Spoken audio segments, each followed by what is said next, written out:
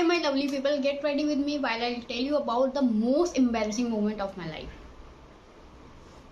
तो उससे पहले हम स्टोरी बताने से पहले हम थोड़े हेयर्स को, कि हम मेकअप करते हुए आपको स्टोरी बताएंगे.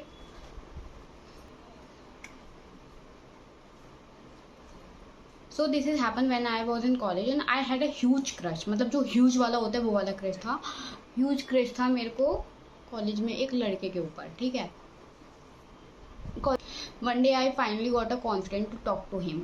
मतलब मैंने सोच लिया कि आज तो उससे बात करनी है, चाहे कुछ भी हो जाए. हाँ, तो बस क्या था, मस्त मैं रेडी होकर अच्छे से, मतलब सब कुछ कर कर उससे मिलने के लिए मैं रेडी हो रही थी कि हाँ भाई अब तो आज अच्छे से बन ठन के जाना है. अच्छा सा लाइनर लगाया था मैंने, सब कुछ किया था मैंने, सारी चीज़ें बेस्ट थी. मतलब perfect outfit, perfect makeup, perfect confidence, सब कुछ परफेक्ट था. जैसे अभी मैं ये प्राइमर लगा रही हूँ ना, उस दिन उससे मिलने के लिए भी मैंने खुद को ऐसे ही प्रेप किया था कि हाँ भाई आज तो बहुत करके रहेंगे.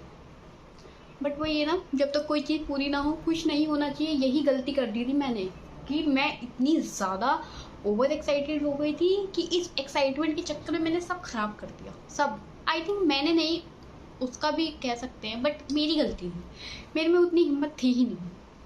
मुझे लगता था कि हाँ भाई मेरे में तो बहुत ज़्यादा कॉन्फिडेंस है, मैं तो सब कर लूँगी. ये लड़कों से बात करना कौन सी बड़ी चीज़ है, लेकिन बड़ी चीज़ है, बहुत बड़ी चीज़ है. मेरे जैसे लोगों के लिए तो और ज़्यादा. जो बंदा इतना इंट्रोवर्ट हो उसके लिए तो और ज़्यादा. जैसे मैं अभी कंसीलर से अपने डार्क सर्कल्स हाइड कर रही हूँ ना, उस दिन मैंने अपना डर भी ऐसे ही हाइड किया था कि हाँ मैं बात कर लूँगी, मुझे किसी का डर नहीं है, ज़्यादा से ज़्यादा क्या होगा, मना कर देगा.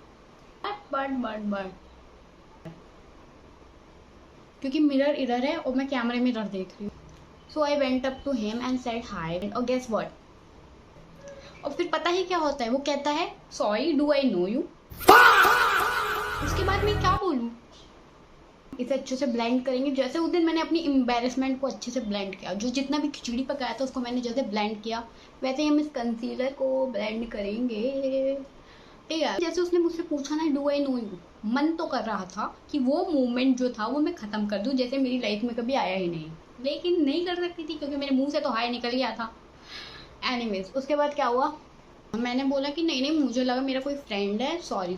ये बोल के मैं वहाँ से निकल गई. लेकिन उस टाइम पे मैं इतना ज़्यादा लाल हो गई थी, इतना ज़्यादा लाल हो गई थी, जितना लाल ये मेरे गालों को ये ब्लश नहीं कर सकता, उसको देख के हो गई थी. क्योंकि मुझे इतनी एम्बेरसमेंट भी हो रही थी और पता नहीं क्यों मैं ब्लश भी कर रही थी कि मैं क्या बोलूँ क्या नहीं बोलूँ. फिर मैंने सोचा मेरा वहाँ से जाना ही बेहतर होगा, यहाँ मैं खड़ी होके अपनी बेइज्जती नहीं करवा सकती. जैसे ही उसने बोल दिया भैया, अगर तुझे कोई जानता होगा तभी तुझे क्या कोई हाय बोलेगा, ऐसे कोई हाय नहीं बोल सकता क्या. लेकिन हम भी कहाँ, मतलब एक तो मैंने वैसे ही बहुत हिम्मत करके उसको हाय बोला था. मुझे पता था ऐसा कुछ होने वाला, बट मैं उसको बोलना चाहिए था कि हाँ हेलो हाय. सीधा पूछता है मैं आपको जानता हूँ क्या. वो गॉड, मैंने कहा आप छोड़ो भाई, अब इससे ज़्यादा बेइज्जती नहीं करवा सकती मैं. यहाँ मैं अपना मेकअप अच्छे से ब्लेंड कर ले रही हूँ, लेकिन वहाँ मैं सिचुएशन ब्लेंड नहीं कर पाई थी क्योंकि सब लोग मुझे ऐसे देख रहे थे जैसे मैंने कोई क्राइम कर दिया. भाई लड़के को हाय ही तो बोला है, कौन सी बड़ी बात हो गई. सब लोग मुझे देख रहे थे क्योंकि वहाँ पे थे काफ़ी सारे लोग. अब मैं क्या करती, बेइज्जती तो हो गई थी. फिर मैंने उसको क्या बोला, और एक्चुअली मुझे लगा कि आप मेरे कोई नोन हो, जानने वाले हो, इसलिए मैंने आपको हाय बोला. इससे ज़्यादा मैं क्या बोलती. उसने बोला ओके सॉरी, अब मैं वहाँ से बोल के निकल गई. इज्जत का फालूदा तो हो गया था मेरा. उसके बाद मैंने ज़िंदगी में एक चीज़ सीख ली, मौत आ जाए लेकिन कभी किसी लड़के को अप्रोच नहीं करना, वो डिज़र्व ही नहीं करते आपको. जितना मैं शार्प आईलाइनर लगाती हूँ उतने मैंने अपने स्टैंडर्ड भी शार्प कर दिए, क्योंकि आप किसी लड़के के पीछे नहीं जाना, चाहे कोई कितना भी पसंद क्यों ना. बस यही थी स्टोरी. यही था कि मैंने लाइफ में फर्स्ट टाइम किसी लड़के को अप्रोच किया, लेकिन अप्रोच ही क्या किया, उसने अप्रोच करने से पहले ही मेरी बेइज्जती मार दी. ये भी तो बोल सकता था जी बोलिए, हाँ जी. सीधा पूछता है मैं आपको जानता हूँ क्या.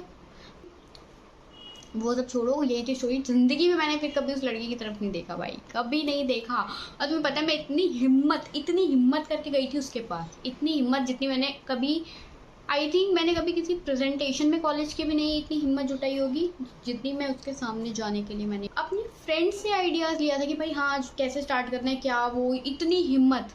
लेकिन लाइफ में जो चीज़ आपको नहीं मिलनी होती वो नहीं मिलती है। मैंने अपनी पर्सनालिटी इतनी बोल्ड बना ली है जितनी अभी मैं लिपस्टिक बोल्ड लगाने वाली हूँ।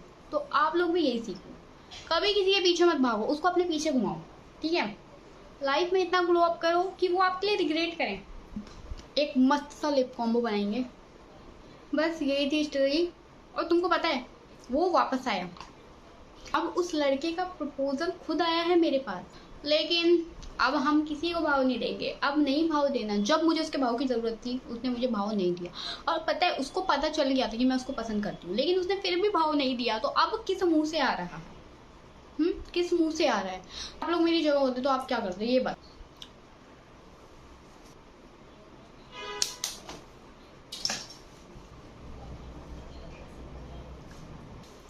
अगर आपको वीडियो अच्छी लगे तो कुछ नहीं करना, बस लाइक करना है, शेयर करना है, सब्सक्राइब करना है, क्योंकि मेरी लाइफ में बहुत सारे कांड हुए हैं, बहुत सारी स्टोरीज हैं जो मैं आप लोगों को सुनाना चाहती हूँ, आप लोगों को बताना चाहती हूँ। और जो ये लोग साइलेंट व्यूवर्स देख के जाएंगे ना, अगर तुम लोगों ने लाइक शेयर सब्सक्राइब नहीं किया, अगली स्टोरी तुम लोगों के ऊपर बना दूंगी, ठीक है। बाकी के लिए आज के लिए इतना ही। Love you, bye.